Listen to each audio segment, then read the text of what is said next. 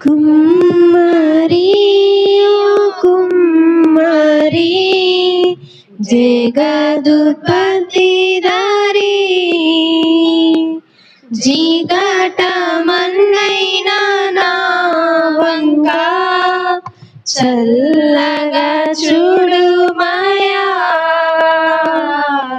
చల్లగా చూడుమయా కుమ్మరి ఓ కుమ్మరి జగదుత్పత్తిదారి జీగట మన్నైన నా వంక చల్లగా చూడుమయా చల్లగా చూడుమయా పానికి రాని పాత్రనని పారవేయకుమా పొంగి పొరలు పాత్రగా నన్ను నింపుమా పనికి రాని పాత్రనని పారవేయకుమా పొంగి పొరలు పాత్రగా నన్ను నింపుమా సువార్తలోని పాత్రలన్నీ శ్రీ యేసుని పొగడుచుండా సాక్షిగా నుండు పాత్రగా చేసి సత్యముతో నింపుము తండ్రి సత్యముతో నింపుము తండ్రి కుమ్మరి ఓ కుమ్మరి జగదుత్పత్తిదారి జీగట మన్నైన నా వంక చల్లగా చూడుమయా చల్లగా చూడుమయా విలువలేని పాత్రను నేను కొనువారు లేరెవ్వరు వెలలేని నీదు రక్తముతో వెలుగొందు పాత్రగా చేసి విలువలేని పాత్రను నేను కొనువారు లేరెవ్వరు వెలలేని నీదు రక్తముతో వెలుగొందు పాత్రగా చేసి ఆటంకముల నుండి తప్పించి నన్ను ఎల్లప్పుడు కావుమయ్యా పగిలియున్న పాత్రను నేను సరిచేసి వాడుమయ్యా సరిచేసి వాడుమయ్యా కుమ్మరి ఓ కుమ్మరి జగదుత్పత్తిదారి జీగట మన్నైన నా వంక చల్లగా చూడుమయా చల్లగా చూడుమయా లోకాశతో నిండి ఉప్పొంగుచు మార్గంబునే తప్పిది మనుషేచ్ఛలన్నీయు స్థిరమనచునే మనశ్శాంతి కోల్పోతీరి లోకాశలతో నిండి ఉప్పొంగుచు మార్గంబునే తప్పిది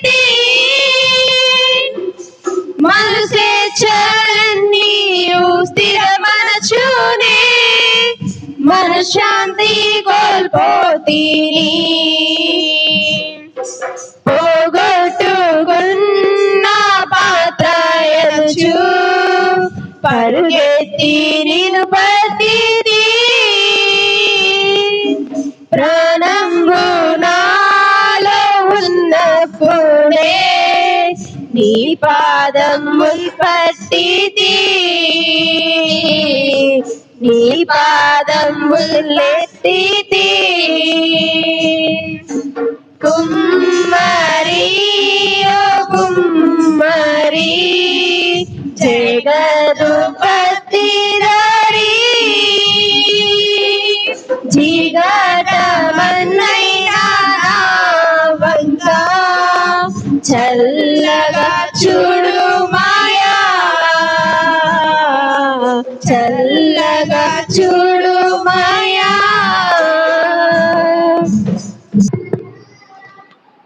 మన తండ్రి అయిన దేవుని నుండి ప్రభు అయిన క్రీస్తు యేసు నుండి కృపయు సమాధానం కలుగునగాక.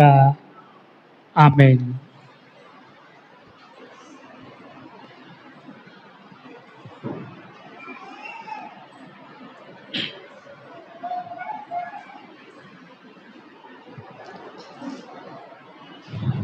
ప్రభునందు ప్రేమైనటువంటి వారలారా,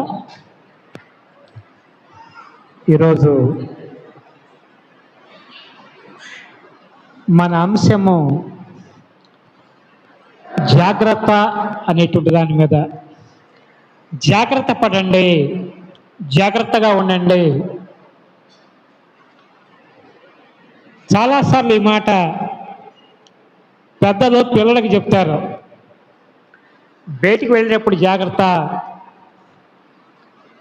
అని, ఊరికి వెళ్ళేటప్పుడు జాగ్రత్త అని. కనుక మన పిల్లలకి కొన్ని జాగ్రత్తలు చెప్తాము. అదేవిధంగా కొన్నిసార్లు ప్రభుత్వం వారు మనతో చెప్తారు హెచ్చరిక, వాతావరణపు హెచ్చరికలు, జాగ్రత్త. లేక ఇదిగో కరోనా మరలా తిరిగి పెరుగుతుంది కాబట్టి జాగ్రత్తగా ఉండండి అని. జాగ్రత్తలు పాటించకపోతే ఏమవుద్ది? నష్టం ఎవరికి? మనకే నష్టం. అయితే ఈరోజు ప్రభువు చెప్తున్నాడు మనతో, జాగ్రత్తగా ఉండండి అని. ఈ మాట ఎవరితో చెప్తున్నాడంటే ప్రభువు విశ్వాసులతో చెప్తున్నాడు. యేసును నమ్మినటువంటి వారితోనే, మేము ఆయన పిల్లలు ఉన్నటువంటి వారితోనే ప్రభు అంటున్నాడు జాగ్రత్త అంటున్నాడు. ఏ విషయంలో జాగ్రత్త? అబద్ధ ప్రవక్తలు ఉన్నారు, జాగ్రత్త. ప్రవక్త అనేటువంటి మాట అది ఎవరికి సంబంధించింది? దేవుడు ఏర్పాటు చేసుకున్న, దేవుడు పిలుచుకున్న, దేవుడు మాట్లాడుతున్నటువంటి ఆయనకి చెందింది ప్రవక్త. కనుక ఆయన అంటున్నారు అబద్ధ ప్రవక్తలు ఉన్నారు, జాగ్రత్త. అయితే ఈరోజు వాక్యంలోకి వెళ్ళబోయేటువంటి ముందరగా మిమ్మల్ని ప్రశ్న అడుగుతా.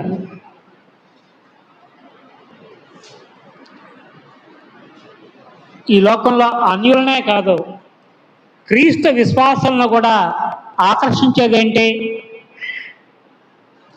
నిన్ను నన్ను ఆకర్షించేదేంటి?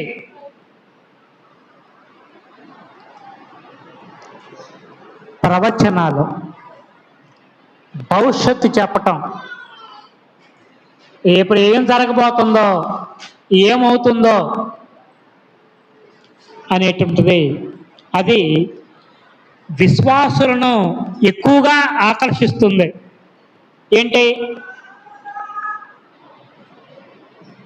అన్యులు ప్రయత్నం చేస్తారు, రేపు నా జాతకం ఏంటి, ఏం జరగబోతుంది అనేది. అదేవిధంగా మనం కూడా దేని వైపు మొగ్గు చూపుతున్నామంటే, అయ్యా నా సంగతి ఏంటో ప్రార్థన చేసి చెప్పండి, అంటే భవిష్యత్తు తెలుసుకోవాలనేటువంటి ఆ కుతూహలం, అది ఈనాడు విశ్వాసులు ఎక్కువగా ఉంది. అందుకనే ఎక్కడ ప్రవచనాలు అయితే అక్కడికి పరిగెత్తుతున్నాం. నిజానికి మనల్ని ఏది ఆకర్షించాలి అంటే క్రీస్తు మనల్ని ఆకర్షించాలి, క్రీస్తు శిలువ ఆకర్షించాలి. యేసుక్రీస్తు వారి శిలువ మరణ పునరుత్థానాలను మనం ఆకర్షించాలి. దాంట్లోనే మనం ఎదగాలి. కానీ మనకి యేసు ప్రభు యొక్క ఆయన శ్రమలో మనకు అవసరం లేదు. చెప్తాం, కానీ నా కోసం ఆయన చనిపోయాడు, నా కొరకు చనిపోయాడు. కాబట్టి నేను చేసిన పాపానికి ఆయనకి శిక్షను పాడుకుంటాం. కానీ జీవిత విధానంలోకి వచ్చేటప్పటికల్లా చాలా తేడా ఉంటుంది. కనుక ఈరోజు భాగంలో చూస్తూ ఉన్నాం, ప్రవక్తలు, అబద్ధ ప్రవక్తలు. అబద్ధ ప్రవక్త అంటే అది అపవాదికి చెందినటువంటి వాడు, ప్రవక్త దేవునికి చెందినటువంటి వాడు. అదేవిధంగా మరొకటి గొర్రె చర్మం వేసుకున్నటువంటి తోడేళ్ళు. గొర్రె, ఇంకొకటి గొర్రె కాదు కానీ గొర్రెలాగే కనపడుతుంది, గొర్రె చర్మాలు వేసుకున్నటువంటి తోడేళ్ళు. ఇది ఒకటేం సాధువైంది, మరొకటి క్రూరమైనటువంటిది. అదేవిధంగా ఫలించే చెట్టు, ఫలింపని చెట్టు, ఇవి రెండు. అదేవిధంగా బండ మీద కట్టబడినటువంటి ఇల్లు, ఇసుక మీద కట్టబడినటువంటి ఇల్లు, ఇవి రెండు. మరొకటి ఇరుకు ద్వారము, విశాలమైన ద్వారం. కాబట్టి ఇవి చెప్తూ ఉన్నాయి. ఈ మత్తయి సువార్త 7వ అధ్యాయం 13వ వచనం చదవండి. అక్కడ ఉంది, ఇరుకు ద్వారమును ప్రవేశించుడి, నాశనమునకు పోవు ద్వారము వెడల్పును, ఆ దారి విశాలమునై ఉన్నది, దాని ద్వారా ప్రవేశించేవారు అనేకులు. జీవమునకు పోవు ద్వారము ఇరుకును, ఆ దారి సంకుచితమునై ఉన్నది, దాన్ని కనుగొనువారు కొందరే. ఇరుకు ద్వారము, విశాలమైనటువంటి ద్వారము. కనుక మనుషులు ఈ రోజుల్లో వీటి మీద దృష్టి పెడుతున్నారు. ఎక్కడైతే ప్రవచనాలు చెప్తారో, భవిష్యత్తు చెప్తారో, మన గురించి ప్రార్థన చెప్తారో, వారి చుట్టూ మనం తిరుగుతున్నాం. వారి మీదే మనసు ఉంటుంది. ఇంకొకటి దయ్యాలు వెళ్ళగొట్టడం, ఇది ఒక పరిచర్య. కనుక దయ్యాలతో మాట్లాడించటం, దయ్యాలను వెళ్ళగొట్టడం అంటే అది నిజమైన పరిచర్య, అది గొప్ప పరిచర్య. కొంతమంది ఆ విధంగా అది వాళ్ళ దృష్టంతా కూడా దయ్యాలు వెళ్ళగొట్టడం.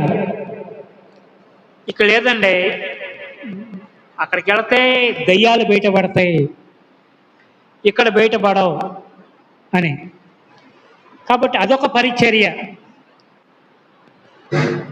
అందుకనే దురాత్మలు పట్టేటువంటి ఆ పరిచర్య. కాబట్టి అది మనము చూస్తాము. మరొకటి అద్భుతాలు చూసి సంతోషించటం. అద్భుతాలు జరగాలి. ఎక్కడ అద్భుతాలు జరుగుతున్నాయంటే మనుషులు అక్కడికి పరిగెత్తుతున్నారు. అయితే అద్భుతాలు దేవుడు చేస్తాడు. కాబట్టి దేవుడు నిన్న నేడు రేపు, నిన్న ఉన్న దేవుడు ఈరోజు ఉన్నాడు. ఆయన మార్పు లేనటువంటి వాడు. అయితే ప్రజలు వీటి కొరకే వెతుకులాడుతూ ఉన్నారు. విశ్వాసులు కూడా వీటి కొరకే వెతుకులాడుతున్నారు. ఏమేంటి అవి? భవిష్యత్తు తెలుసుకోవటం ఒకటి, దయ్యాలను వెళ్ళగొట్టడం మరొకటి, అద్భుతాలు చేయటం, అద్భుతాలు జరగటం అదొకటి. కాబట్టి ఇవి మూడు. యేసుప్రభు దయ్యాలను వెళ్ళగొట్టాడు, నిజమే. యేసుప్రభు అద్భుతాలు చేశాడు, నిజమే. అదేవిధంగా యేసుక్రీస్తు వారు ఆయన భవిష్యత్తు చెప్పాడు. నేను రాబోయే రోజుల్లో ఇట్లాగుంటుంది, ఇదిగో యెరూషలేముకి ఈ విధంగా సంభవిస్తూ ఉన్నప్పుడు ఆయన రాకడ సమీపంగా ఉందని తెలుసుకోండి. ఆయన భవిష్యత్తును గురించి కొన్ని విషయాలు ప్రభు చెప్పాడు. అయితే వీటి కొరకే విశ్వాసులు వీటి మీద మనసు పెట్టి వాక్యం మీద నుంచి పక్కకు తొలగిపోవటం అనేటువంటిది అది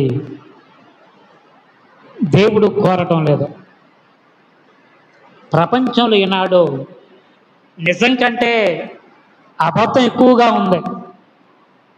గోల్డ్ కంటే, బంగారం కంటే రోల్డ్ గోల్డ్ ఎక్కువగా మనుషుల అలంకరణ కొరకు వాడుతున్నారు. ఒకప్పుడు బంగారమే, కానీ ఇప్పుడు బంగారం కంటే రోల్డ్ గోల్డ్ అనేటువంటిది. అదేవిధంగా మనం తినే ప్రతి చోట, తినే ప్రతి ఆహారం కూడా అసలైంది, నకిలీది. కాబట్టి ఎంతో అది కల్తీ అనేది దాంట్లో మనం చూస్తున్నాం. కాబట్టి ఈ మాటలే ప్రభు చెప్తూ మత్తయి సువార్త 13వ అధ్యాయంలో ఆయన ఒక విషయాన్ని చెప్పాడు. అదేంటంటే గోధుమలు, గురుగులు, ఈ రెండు చెప్తూ ప్రభు ఏమంటున్నారంటే రెండు మొలకలే, గోధుమ మొలకలు, గురుగుల మొలకలు రెండు ఒకే విధంగా ఉన్నాయి. మనకి తెలుగులో గురుగులు అని ఉంది. మనకి గురుగులు అంటే వేరుగా ఉంటాయి, గోధుమలు అంటే వేరుగా ఉంటాయి. పాలస్తీనా దేశంలో గోధుమలతో పాటు కొన్ని గురుగులు పెరుగుతాయి. వాటిని ఏమంటారంటే పిచ్చి గోధుమ అంటారు. వెర్రి ద్రాక్షావల్లి ఎట్లాగుందో అదే విధంగా పిచ్చి గోధుమ అంటే అది కూడా అచ్చం మొలకప్పుడు ఎదిగేటప్పుడు నిజంగా గోధుమ మొక్కల ఆకులు ఎట్లా ఉంటాయో అది అచ్చం అట్లానే ఉంటుంది.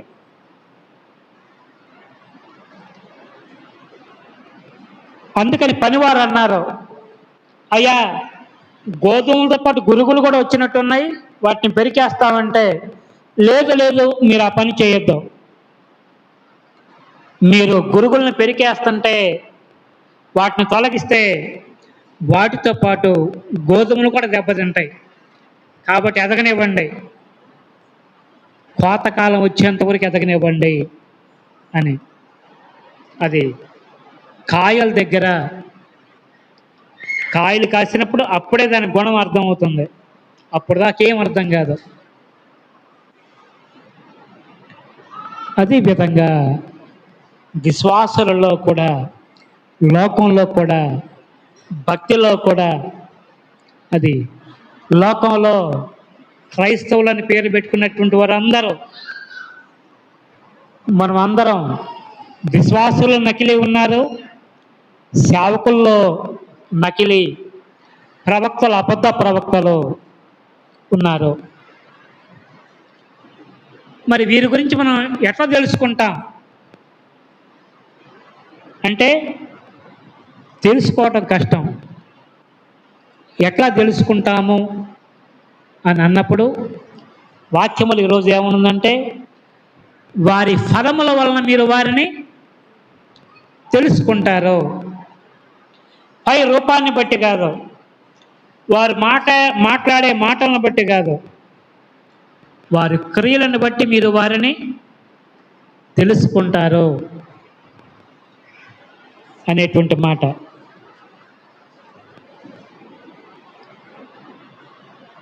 కనుక ఇవి దేవుడు ఈనాడు మనకి ఆయన మార్గాన్ని గురించి ఏం చెప్పాడంటే, నేనే ద్వారమును అని చెప్పాడు, నేనే మార్గమును అని చెప్పాడు.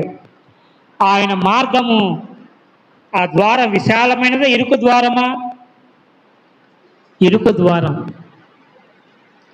లూకా సువార్త 13వ అధ్యాయం 24వ వచనంలో చూస్తే అక్కడ ఈ మాట ఉంది. లూకా సువార్త 13వ అధ్యాయము 24లో, ఆయన వారిని చూచి, ఇరుకు ద్వారమును ప్రవేశింప పోరాడుడి, అనేకులు ప్రవేశింపజూతులు కానీ వారి వలన కాదని మీతో చెప్పుచున్నాను. ఇరుకు ద్వారమును ప్రవేశింప పోరాడండి. దాంట్లో చాలా ప్రవేశించాలని అనుకుంటారు, కానీ ప్రవేశించలేరు. అది వారి వలన కాదు అనేటువంటి మాట. ఇరుకు ద్వారం ప్రవేశించడానికి పోరాటం. యేసు ప్రభు ఎక్కడ కూడా నా మార్గం తేలికైంది అనలా. చెప్పాడా? ఎక్కడ నేను చెప్పాడా?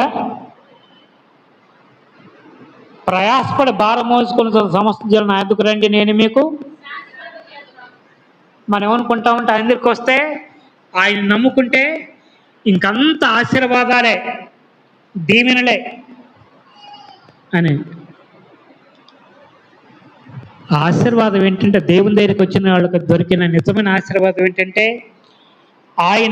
ఆయన మనకు పాప క్షమాపణ ఇస్తాడు, మన పాప భారాన్ని తీసివేస్తాడు, మనం తన బిడ్డగా చేసుకుంటాడు, తన కుమారులుగా తన కుమార్తెగా మనం చేసుకుంటాడు.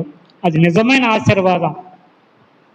కానీ మన ఆశీర్వాదం అంటే డబ్బులు, ఇల్లు, పొలం, నగలు, ఉద్యోగాలు, వ్యాపారాలు, భౌతికంగా వీటిని గురించి ఆలోచన చేస్తాం.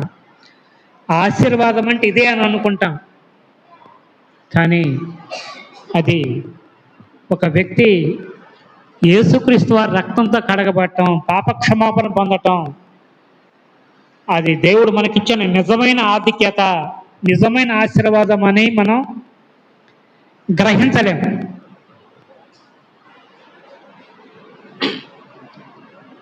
కనుక లోకంలో జాగ్రత్తగా చూడండి. అబద్ధం ఏంటో ఒకసారంట ఒక సంఘం, డబ్బులున్న సంఘం, ఆ సంఘం డబ్బులున్న సంఘం, ఆ డబ్బులున్న సంఘంలో కొంతమంది పెద్దలు మరొక మంచి పాస్టర్ గారిని కావాలని వాళ్ళు అడ్వర్టైజ్మెంట్ చేశారంట, ప్రకటన చేశారు. మా సంఘానికి ఒక మంచి పాస్టర్ గారు కావాలి, అర్హతలు ఉన్నటువంటి వాళ్ళు మమ్మల్ని సంప్రదించండి అని చెప్పారు. ఒక యవనస్తుడు వాళ్ళ దగ్గరికి వెళ్ళాడంట. అయ్యా, మీ ప్రకటన చూశాను, మీ సంఘంలో నేను కాపరగా పనిచేస్తాను అని. మరి నువ్వు చూస్తే వయసులో చాలా చిన్నవాళ్ళలాగా ఉన్నావు, మరి సరే నీకు పరీక్ష పెడతాం, మాకు వాక్యం చెప్పు, వాక్యం చెప్తే దాన్ని బట్టి నేను మిమ్మల్ని అసలు నువ్వు పనికి వస్తావా మాకు లేదని మేము తెలుసుకుంటాం. ఒక చిన్న వాక్యం, బోళ్ళంత ప్రసంగం కాదు, కొద్ది వాక్యం క్లుప్తంగా చెప్పాలి, మంచిగా మాకు అర్థం అవ్వాలి, అర్థవంతంగా మంచిగా చెప్పు అన్నారంట. అప్పుడు ఆ కుర్రోడు ఆయన గొంతు సవరించుకొని ఆయన చెప్పాడంట, ఆదియందు దేవుడు ఆదాము హవ్వలను సృజించెను, వారికి 2 కుమారులు కలిగిరి.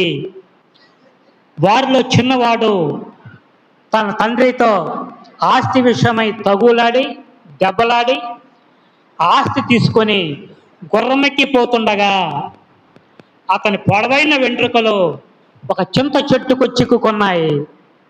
కింద ఉన్నటువంటి గుర్రము సాగిపోయింది. అతడు భూమి ఆకాశముల మధ్య 40 దినాలు వేలాడుతూ దేవుడు గొప్పవాడని తెలిసి ఆయనకి మొర్ర పెట్టగా ఆయన 5 రొట్టెలు 2 చేపలు కాకుల చేత అతనికి పంపించెను. అతడు తినగా కొన్ని ముక్కలు కింద పడెను, వాటిని కుక్క పిల్లలు ఏరుకొనెను అని చెబుతున్నాడు. అయ్యా ఆపండి చాలు. అసలు ఇంత చక్కగా, ఇంత స్పష్టంగా, ఎంత బాగా వాక్యం మాకు చక్కగా అర్థమయ్యేటట్లుగా ఎవరు చెప్పలేదు. నువ్వు మా సంఘానికి సరైనటువంటి కాపరవే అని ఆయన్ని తీసుకున్నారు. ఇంతకీ ఆయన ఏం చెప్పాడు? బైబిల్ చెప్పాడా, లోకంలో ఏదన్నా చెప్పాడా? ఇప్పుడు చెప్పిన కథ బైబిల్లో ఉందా లేకపోతే లోకంలో ఉంది చెప్పాడా? బైబిల్లోదే చెప్పాడు. బైబిల్ దాటి బయటికి వెళ్ళాల. కానీ ఏం చెప్పాడు?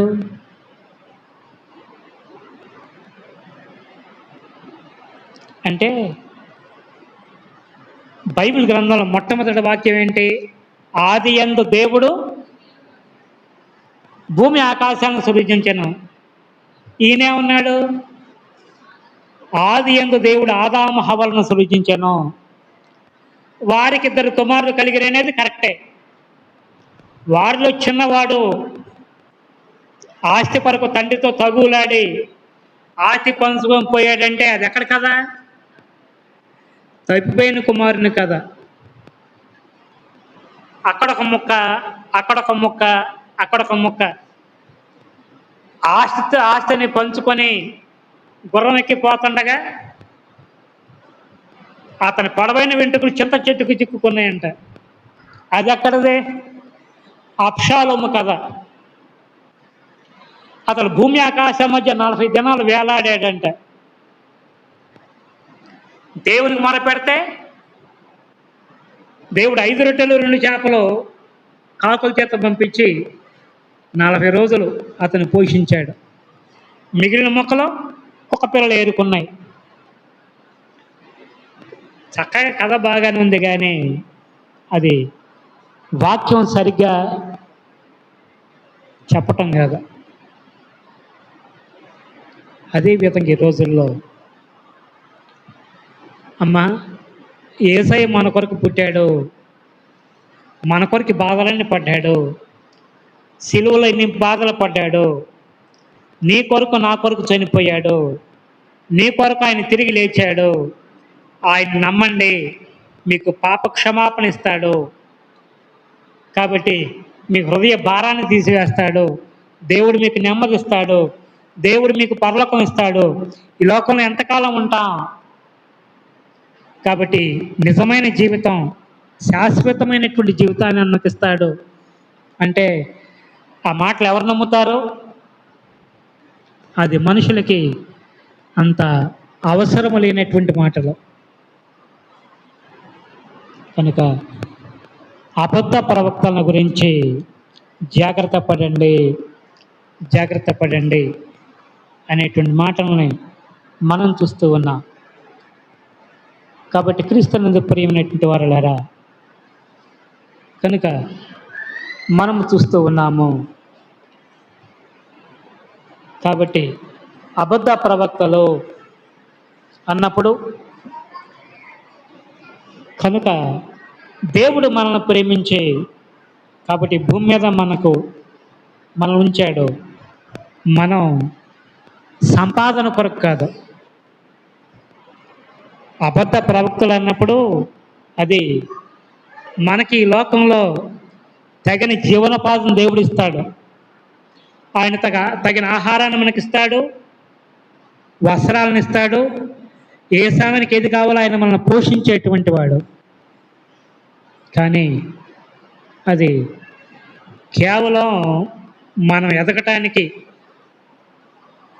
దేవుని నమ్ముకోకూడదు. ఆశీర్వాదాలు వస్తేనే దేవుడని, కష్టాలు వస్తే దేవుడు కాదని, కష్టాలు వస్తే ఆయన విడిచిపెట్టి వెళ్ళటం అనేటువంటిది అది సరైన విధానం కాదు. అది అసలు దేవుడి ఏర్పాటే కాదు. ఈ భూమి మీద ప్రభు మన కొరకు ఈ భూమి మీదకి వచ్చాడు. ఆయన జీవితంలో ఎన్ని సంవత్సరాలు సుఖపడ్డాడు, ఎన్ని సంవత్సరాలు కష్టపడ్డాడు. సిలువ దగ్గర అక్కడేనా అంటే కాదు.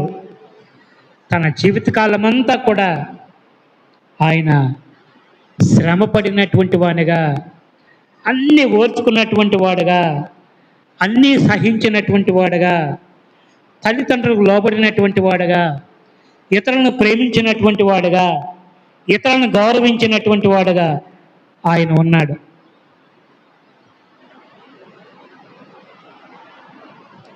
కనుక చాలామంది అది ప్రభు సేవ చేస్తుంది, ప్రభుని వెంబడిస్తుంది డబ్బుల కొరకే, సంపాదన కొరకే. కనుక మనకి సంపాదన ఎవరికి కావాలి? అందరికి కావాలి. కాబట్టి ప్రతిదీ ఇప్పుడు నేను ప్రార్థన చేసుకుంటాను, దేవుడు నాకు భోజనం ఇస్తాడంటే కుదరదు. పని చేసుకోవాలి, పని చేసుకోవాలి. దానికి తోడు దేవుని ఆశీర్వాదం మనకు కావాలి. అయితే కేవలం బ్రతుకు తెరువు కొరకే అది ప్రభుని వెంబడించేటువంటి వారిగా, ప్రభుని నమ్ముకున్నటువంటి వారిగా మనం ఉండకూడదు. కనుక ఇక్కడ అబద్ధ ప్రవక్తల గురించి చెప్తూ ఆయన అంటూ ఉన్నాడు, అబద్ధ ప్రవక్తల గురించి జాగ్రత్త పడండి. వారు గొర్రెల చర్మములు వేసుకొని మీ యొద్దకు వస్తారు, కానీ లోపల వారు క్రూరమైన తోడేళ్ళు అని. కాబట్టి దేవుని పేరట ఎంత పరిచయం జరుగుతుందో అపవాది కూడా అది నిజమైనటువంటి పరిచర్యలాగా అపవాది కూడా ప్రజల మధ్య బహుబలంగా పనిచేస్తూ ఉన్నాడు. దేవుని సేవకులు ఉన్నారు, అపవాది సేవకులు, సాతాను సేవకులు ఉన్నారు. ఒకటి, మనం ఎప్పుడు దేవుడిచ్చేటువంటి వాటి కొరకు కాదు, దేవుని కొరకు మనం ఎదురు చూడాలి. దేవుడు నా కొరకు ప్రాణం పెట్టాడు, అంతకంటే ఇంకా విలువైనది ఏదీ లేదు. కనుక ఆయన కొరకు నేను బ్రతకాలి. అందుకని మనం ప్రభు కొరకు జీవించాలి. అంతేగాని ఇచ్చేదాని కొరకు కాదు. అదేవిధంగా చాలామంది ఈ రోజుల్లో సేవకులైనటువంటి వారు కూడా, మీరు ప్రభువుని నమ్ముకుంటే ఆయన ప్రేమ కలిగినటువంటి వాడు, ప్రేమ కలిగినటువంటి వాడు, ప్రేమ కలిగినటువంటి వాడు, ఆయన మిమ్మల్ని క్షమిస్తాడు అని. ప్రేమ కలిగినటువంటి వాడే, క్షమించే దేవుడే. కానీ ఆయన తీర్పు తీర్చే దేవుడు కూడా. ఆయన ప్రేమించేటువంటి వాడు, అదే సమయంలో ఆయన మనం పరీక్షించేటువంటి వాడు కూడా. మన ఆయనలో ఎదిగేటట్లుగా మనల్ని మంచి తరిపీదిచ్చి ఆయన వాడుకునేటువంటి వాడు. కాబట్టి అది మనం గుర్తుంచుకోవాలి. చాలామంది అంజూరపు చెట్టులాగా అందమైన ఆకులతో ఉంటున్నారు కానీ ఫలాలు ఫలించరు. మరికొంతమంది ఏమో ఫలాలు ఫలిస్తున్నారు కానీ ఆ ఫలాలు ఏం ఫలాలు? ఇక్కడ ఉంది, కాని చెట్టు కాని ఫలములు ఫలించను, కాని ఫలాలు ఫలిస్తున్నారు. బావి ఉంది దేనికి? బోరు ఉంది దేనికి? నీళ్ళు ఇవ్వటానికైనా? బోర్లో నీళ్ళు వస్తే సరిపోయిందా? బోర్లో నీళ్ళు వస్తే చాలదు, అది మంచినీళ్ళు అయి ఉండాలి. మనం వాడుకోవటానికి తగినటువంటి నీళ్ళు అయి ఉండాలి. ఉప్పు నీళ్ళు పడితే ఏంటి ఉపయోగం? దానివల్ల ఏం ఉపయోగం లేదు. అదేవిధంగా నీవు నేను మన జీవితాల్లో మనం ఎవరిని వెంబడిస్తున్నాం? మన కాపరి ఎవరు?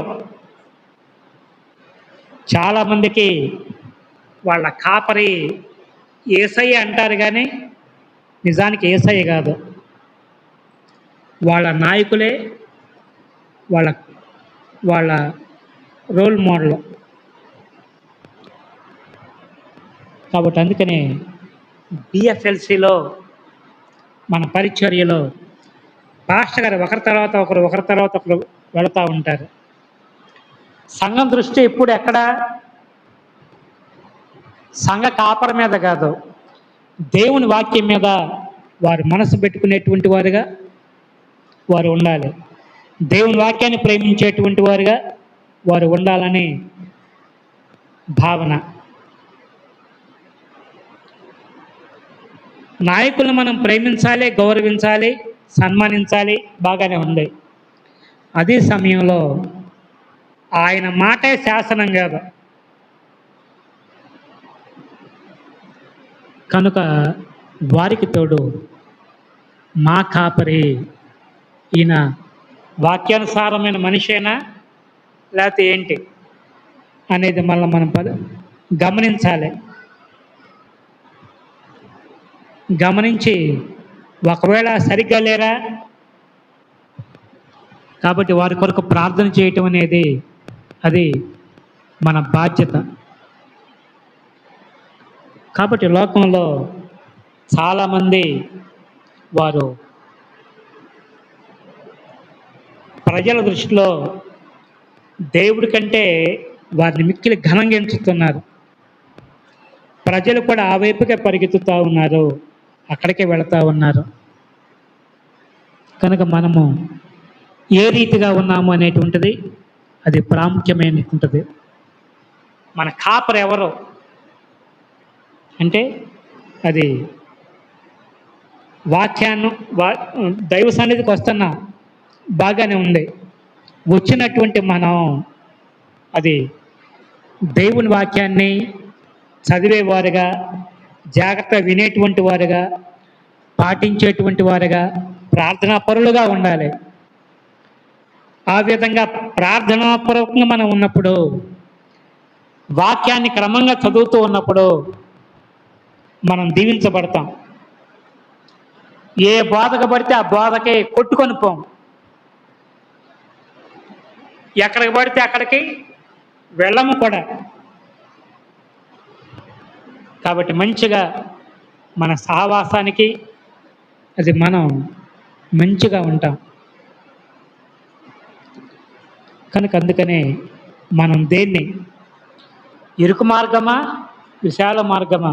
అందుకని ఈరోజు మొదటి కీర్తనలో ఏముందంటే నీతిమంతుల మార్గము దుష్టుల మార్గము, నీతిమంతుల మార్గము యెహోవాకు తెలియను, దుష్టుల మార్గము నాశనమునకు నడుపును. ఏదైనా రెండు, దుష్టుల మార్గమా నీతిమంతుల మార్గమా? నీ కాపరి ఎవరు? అబద్ధ ప్రవక్త అయిన అబద్ధికుడైనటువంటి సాతానుని వెంబడిస్తున్నావా లేక దేవుని వెంబడిస్తున్నామా? నీ భక్తి జీవితము ఇసుక మీద కట్టబడినటువంటి ఇల్లుగా ఉందా? నీ భక్తి జీవితం రాతి మీద కట్టబడినటువంటి ఇల్లుగా ఉందా? కాబట్టి నువ్వు ఫలించే చెట్టుగా ఉన్నావా లేక ఫలాలు ఏమి లేకుండా పచ్చదనంతో కూడినటువంటి చెట్టుగా ఉన్నావా? ఏ ఫలాలు ఫలిస్తున్నావు? మంచి ఫలాలు ఫలిస్తున్నావా, కాని ఫలాలు ఫలిస్తున్నావా అనేది ముఖ్యం. కనుక దేవుడు నిన్ను ఏర్పాటు చేసుకుంది ఫలించాలి అనని, మంచి ఫలాలు ఫలించాలి.